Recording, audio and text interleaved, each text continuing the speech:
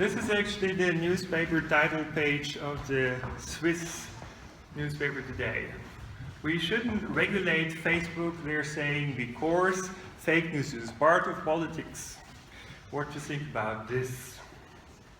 My talk today is about the question how the misuse of social media almost broke democracy into pieces. But I'd like to start remembering the project that we were trying to push forward 7 years ago, which was FuturICT, and at that time we were trying really to push the digital revolution forward in Europe. We recommended to build a planetary nervous system and a living Earth simulator in the global participatory platform, where a lot of scientific activities planned as well.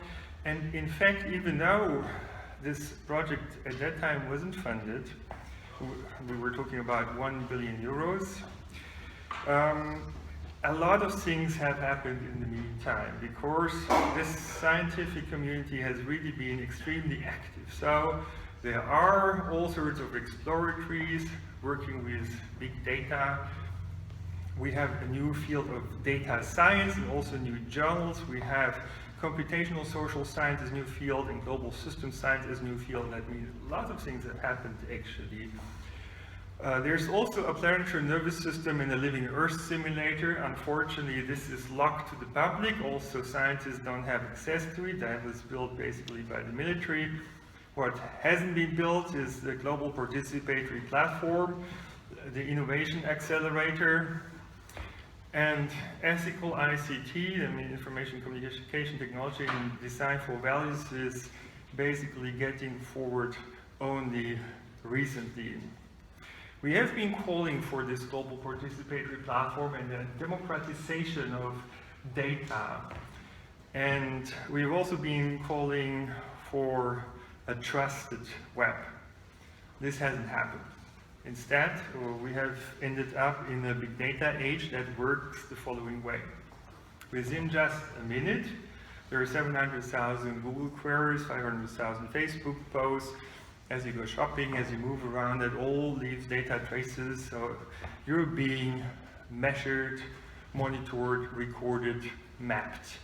And so we've ended up in a new world. We haven't talked much about it. It's basically the next stage of capitalism. And it's characterized by the following features. First of all, there's a new currency. And this new currency is called data. Data is the new oil, as people say. In fact, while oil companies were the most valuable companies in the past, now it's actually big IT companies. So they have made our data into business models and earned many billions on us. We're the product. There's also a new economy, and this new economy is called attention economy. That means we're being overloaded with information, and as a result, basically, we're getting into a defensive position. We can be easily manipulated. We don't even notice this. We can be nudged. And this attention economy is built on principles that we also know from the tricks that magicians use. So they're distracting people over there while they're doing stuff over there. It's kind of the trick thieves trick. And of course, attention economy principles are also being applied in politics, and scientists have to play according to those rules today as well. And all of this is based on what some people call surveillance capitalism. That means it requires a lot of data about every one of us, and this data is being collected and sold. And it has also created a new legal system. Why? Because code is law. Algorithms determine what we can do and what we can't do. They're becoming a new kind of natural laws for our society, but unfortunately, these laws are not being passed by parliament. They're circumventing our parliament, and there are just a few people who basically determine what these laws would be. We also have ended up in a new political system, and of course politicians want politics to be more efficient. And so some people have asked, can we build something like a digital scepter, basically? And of course, we know knowledge is power, right? So first of all, you have to collect a lot of data, a lot of information in order to create and then exercise this power. We know it from not only Edward Snowden, but also from the CIA director Gus Hunt at that time, who said, you're already a walking sensor platform.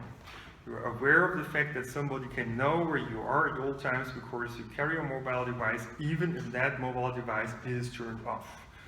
You know this, I hope. Yes? Well, you should.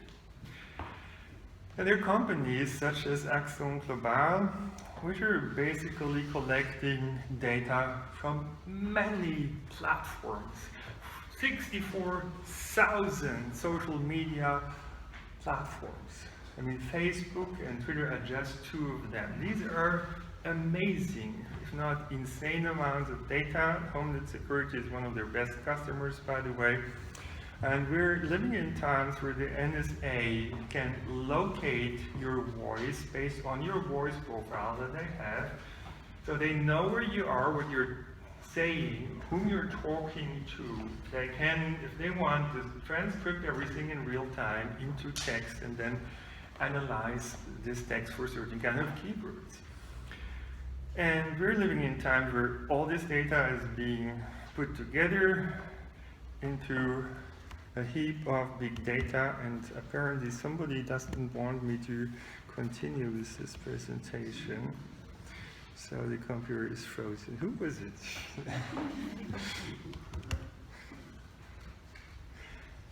It is really frozen. I mean, I'm used to people meddling with my computer, but now you this is suddenly passed the threshold, so we probably have to restart. New stage of escalation. So NSA got you finally. Okay.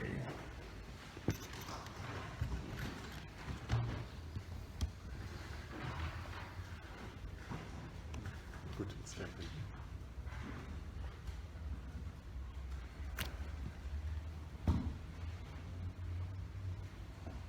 Come on. Okay, there's soap at least. Yes, and you all know this picture, so this data is being put together, and people have been asking, can we build a crystal ball? Can we see everything that's happening around the world in real time? And even predict the future using predictive analytics. In fact, these kinds of machines have been built by the military, secret services, and so on. There are companies such as Palantir and Recorded Future that claim to know your behavior on average with an accuracy of about 95% or so. Now, all of that is also using artificial intelligence, and as you know, this is growing exponentially or even faster. People expect that we will have super intelligent systems sometime in the near future. Like 5 years back, they said it will take 20 or 40 years. Now they're saying maybe 5 years, maybe 3 years, maybe it's already existing in the hands of the military. In any case, this is creating, of course, fantastic opportunities. Big data and AI are great tools, no question, right? We should use them for good. But we're entering a time where robots can build robots, and they can build smarter robots, and so there would be sooner or later a robot evolution and a new intelligent species besides us. And giving all that AI power that is going to come, some people are asking, can we build a new society? Could we run society as a giant machine? And if you wanted to do that, we would need to know whether all those different pieces, this is you and me and everyone else basically, and how we behave and how we can be controlled. And in fact, smart cities approaches are very much oriented at the automation of societies, and by the way, not just logistics, but this is also, as we'll learn within this talk, about the manipulation of our opinions, decisions, and behaviors. Google wants to reprogram the state. nothing bad about it. They should just ask us in a democracy. They don't do that, right? IBM also, some IBM people at least suggested IBM's Watson should be the next US president. The New Zealand election in 2020 will have an AI candidate. It's being said. Facebook's Mark Zuckerberg also had imperial ambitions until very recently, I guess. So we have ended in a situation where certain kind of actors started to control people. And the keyword here is nudging or neuromarketing. So basically, we are all being profiled and targeted, all of you. And the estimates are between 500 megabytes per day per person in 2012 already, up to several gigabytes per day per person that's being collected about every one of us. And so basically there are companies that are creating digital doubles, such as Crystal knows. They advertise their services with the slogan, "See anyone's personality." So you can look into mine, even though I never agreed. And it's a pretty detailed picture, even more detailed than this, where all the character traits are being mapped out, and also activity patterns throughout the week and over the day. So basically, they already know very detailed what kind of personality you are and what you're doing, where you are, and more or less what you think, as Google CEO at that time, Eric Schmidt, said. Now, this data can be used for good again, but also for bad, because we all have cognitive biases. Our brain is just using 100 watts, like one of those bulbs up there. And you can do really fantastic things, but it really simplifies affairs too. And that can be used to trick people. So all those cognitive biases have been mapped out by scientists and secret services, and for each of these biases, basically, a trick has been developed and algorithmically implemented in order to make people do certain kinds of things. And while this has been actually being used by secret services against malevolent actors, in the meantime, it has been learned also by commercial companies, and it's being applied to people on a mass scale. I mean, hundreds of millions of people are being manipulated in real time. Why do we know this? Because some people who have been working for these companies have reported about it, such as Tristan Harris, who says that a handful of tech companies controls billions of minds every day. He's been working in a Google control room. And how does that work? They're using deep learning, and this is being applied to big data. It's personal data, it's your data that has been collected about you, mostly without your knowledge. So whenever you go online and use a web page, it will record what you're doing, right? Cookies, and also if it just says Facebook, you don't have to click it. Facebook will be reported, even if you're not a member. So this is the way data is being collected, and then in the end, this is being used for personalized information. So once they get your attention, there's even a market for your attention. Then basically they can influence your opinion, your decisions, your behavior, and society all together. And you can go a step further, you can condition people, and that basically goes back to Skinner, as has been pointed out in the beginning. Just that the Skinner boxes in which we're locked in are the filter bubbles, and we don't see them. Because they're so much personalized, it feels like it was our own idea, actually. But in fact, this idea has been triggered by a web page or by your smartphone or whatsoever, and this is the outcome that we see. So that's not by accident. This is intended.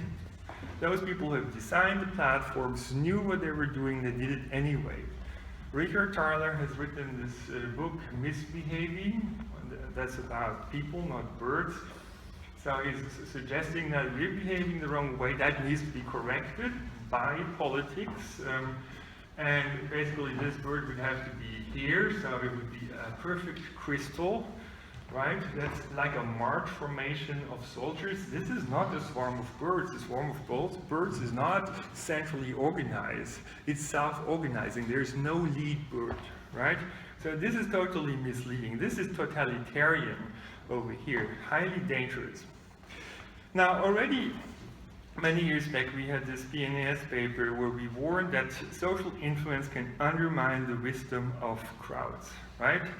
And there would be a convergence effect, but also the mean value of the opinion would not necessarily match reality. It would be much better if there was a wider diversity of opinions. Anyway, social media are aimed at exercising social influence on us. So we shouldn't be surprised actually that the wisdom of crowds has been destroyed. That was intentional, as I will show you later on. So social media are being, of course, not only used, every tool can be used, but also misused, and so too with social media. And the question is, who is to blame? In many cases, it's the users that are being blamed, or special groups of users that are being blamed, but we also will have to, we'll see, have to blame the companies and also politics, I'm afraid. So, at some point in time, people realized that Google would be able to influence people's decision-making.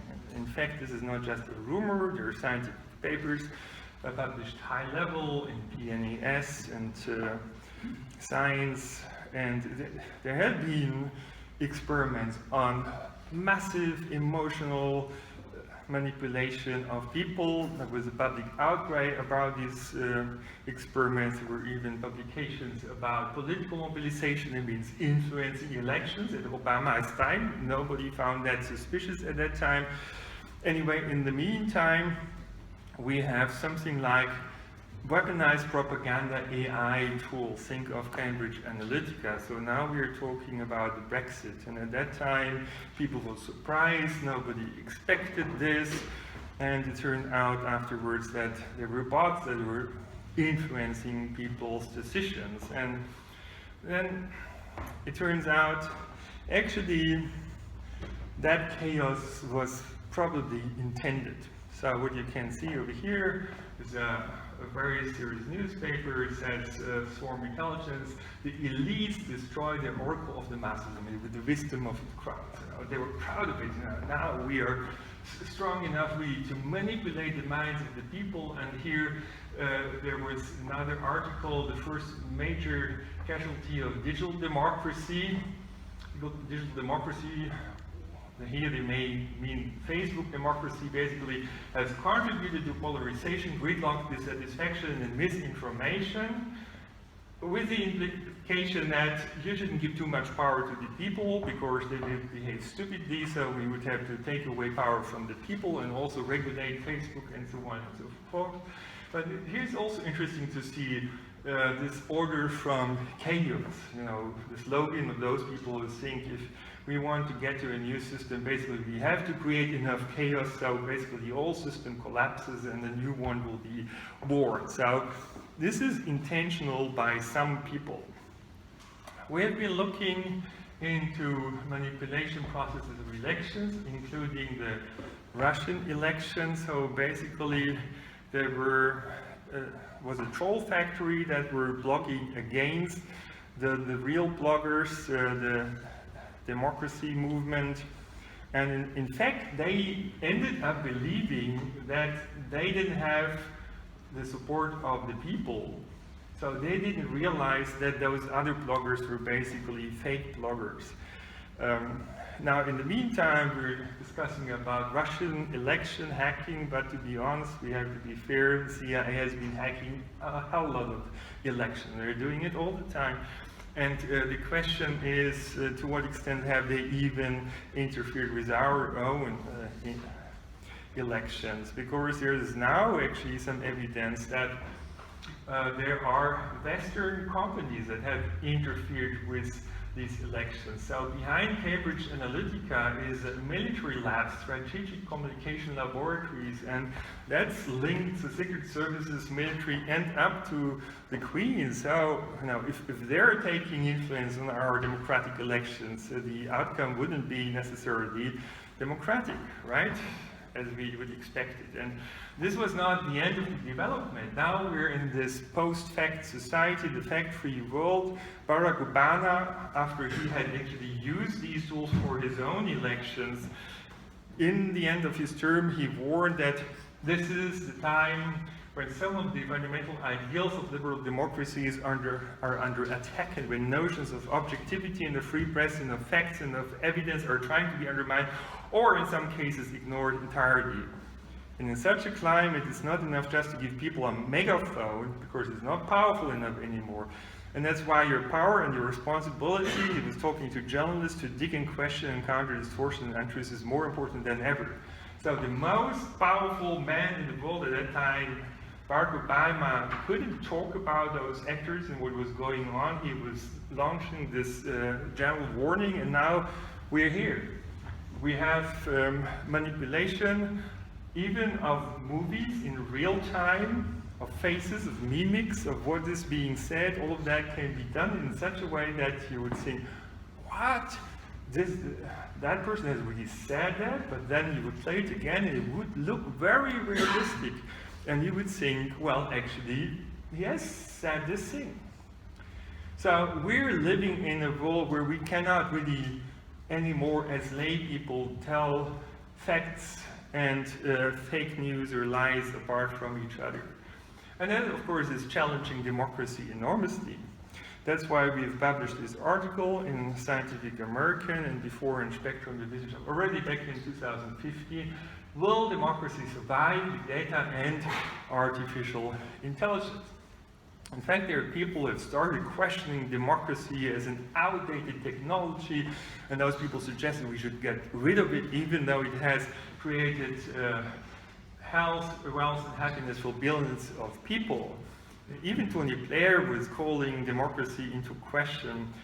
Now, Putin told the world, I think the leader in artificial intelligence will rule the world. And so the question is, who will be the one?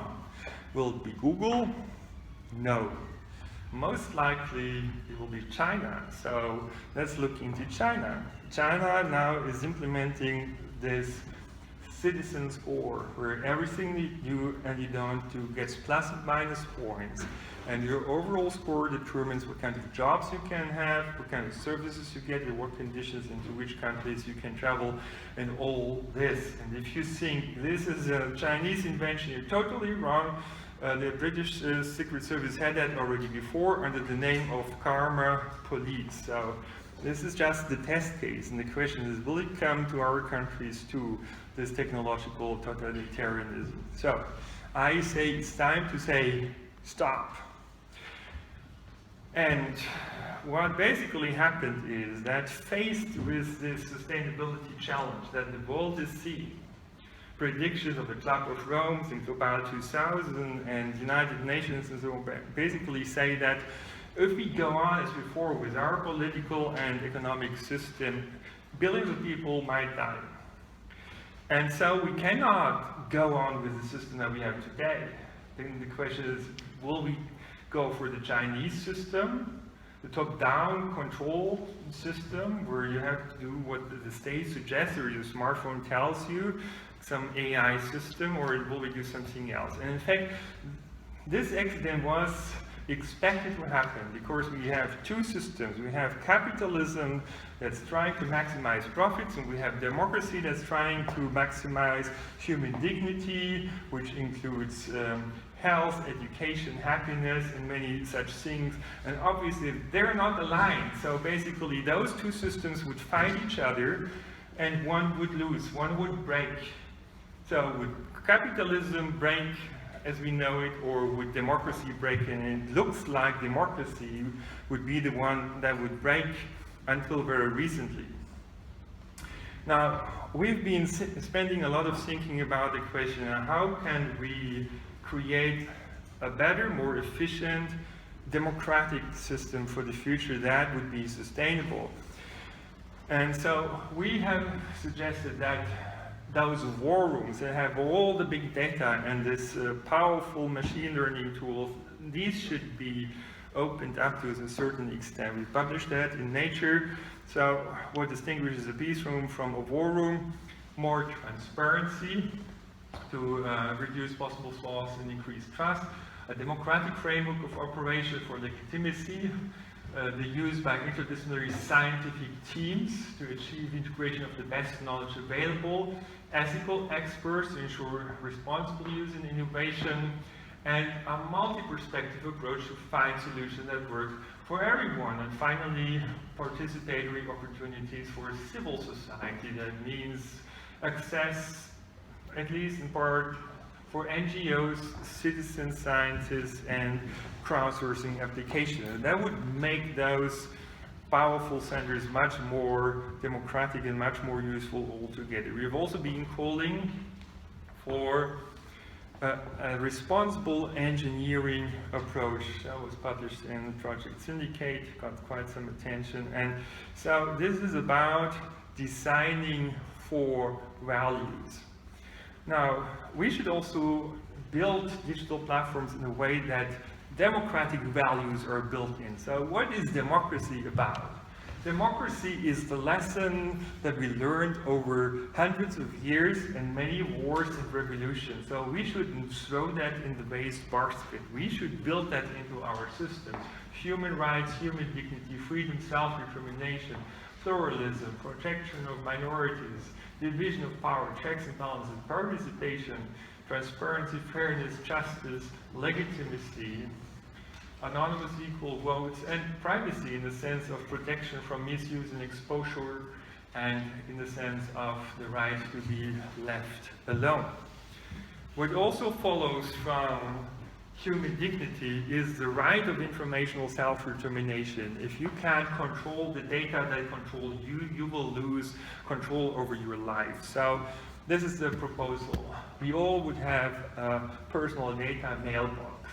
Everyone who creates data about us, intentionally or not, we would have to send this data into our personal data mailbox, where we could then administer the data and decide who would be allowed to process what kind of data for what purpose, period of time, and for what money. And we would have digital assistants using AI technology that help us to administer the data according to our privacy preferences. And all the uses of the data would be transparently also registered in our data mailbox. Governments and scientists would be allowed to write statistics, but they would have to transparently report into the data mailbox as well. Then all the personalized services and products could be offered by companies, no restrictions, only that they have to convince us to give the data for that particular product. Governments would have the data they need, scientists would have the data they need, and we would have democratic control of our data informational self-determination. But democracy should be more. It should really unleash collective intelligence. So we have elaborated this idea in this Nature paper about building digital democracy. And this is really about bringing the knowledge and ideas of many brilliant minds together. Now that requires particular platforms that are smarter than Facebook, obviously. Virtual tables on which we can collect the arguments on a complex problem and then bring them into a particular order and work out the different perspectives on these complex problems. And those different perspectives are important when a problem is complex. Once this has happened, we would identify the spokespersons of those different perspectives and invite them to a round table in order to deliberate about the problem and come up with innovative, integrative solutions that would work for many people. This is the way collective intelligence would be created. Now, the nice thing about collective intelligence is the lesson that not the best individual solution is the actual best solution, but if you combine the best solution with inferior solution, it turns out that in many cases the resulting solution would even be better than the best individual solution. This is collective intelligence, right? So that's why we need different perspectives and this integration process and the participation process. And in fact, we also have this PNS paper about optimal incentive for collective intelligence, where we show that we could create institutions that work better than today's majority-based democracies and then economic markets. Now here's one instrument that I'd like to recommend, which is City Olympics. And it would basically take the ideas of open data and hackathons and fab labs and citizen science and all this a level further. Cities around the world would take some money in order to engage in this competition, and they would mobilize all stakeholders of society, including civil society. There would be different disciplines, such as trying to come up with climate-friendly solutions, energy-saving solutions, sustainable solutions, resilient solutions, and peace. These would be these competitive disciplines. There could be even more, of course.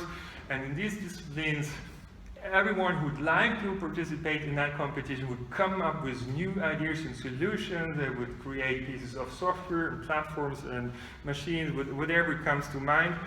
And the results would be open source and Creative Commons. That means everyone could take it, develop it further. Small and medium-sized business, spin-offs, scientists, NGOs, big business, networks of cities, everyone could take it, develop it further. Combinatorial innovation would be unleashed, and within a very short time we could make a leap forward in terms of innovation in a democratic way. We also recommend to build what we call a socio-ecological finance system for the O to boost sustainability, because today we're throwing away 50 tons of waste in a lifetime. This is furniture, this is computers, cars, smartphones, everything. Enough stuff for 5 people, in fact. There is no lack of resources for people in the world. There is no overpopulation. There's just bad organization. So how can we build a sustainable economy? Not by more regulation, I think. We need to unleash new economic forces. So we would combine the Internet of Things with blockchain technology, for example. The Internet of Things would be used in order to measure externalities and noise, CO2, garbage of all kinds, unemployment, things that we'd like to reduce. We would also measure those things we'd like to increase, like health, education, new jobs, reuse of resources, and then we would give things value or a price, but multidimensional. So we would have a multidimensional real-time feedback system, an incentive system that could be built in combination with blockchain technology in order to unleash these new forces. So basically each piece of garbage would attract people to reuse that garbage. You could earn money on this. You could earn money on producing in an environmental friendly way. We could build in the values of our society into this new financial system. And this way we would get a circular economy in a co-evolutionary process and a sharing economy as part of this. So I'm concluding by saying we are at the beginning of a new age, but we must claim our future. We need to build it together. Thank you.